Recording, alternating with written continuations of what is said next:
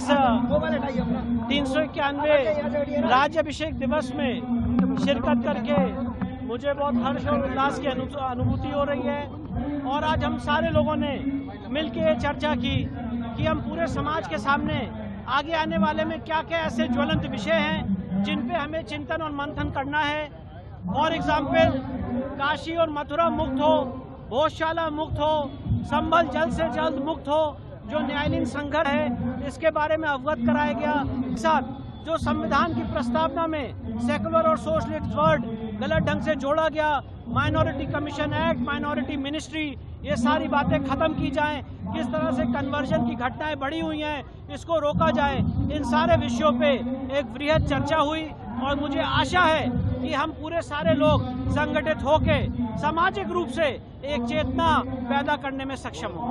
Minority की आप विभाग ने बात की है उसे खत्म किया जाए। जी बिल्कुल, मैंने ये बात कही है कि माइनॉरिटी मिनिस्ट्री और माइनॉरिटी मंत्रालय खत्म होना चाहिए।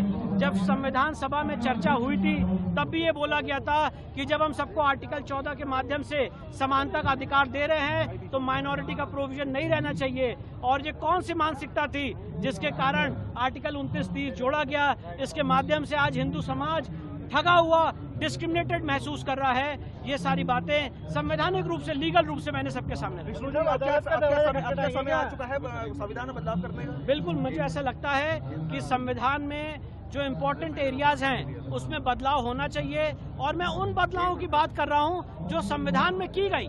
जैसे फॉर एग्जाम्पल, सेकुलर और सोशलिस्ट वर्ड संविधान में कैसे जोड़ा गया?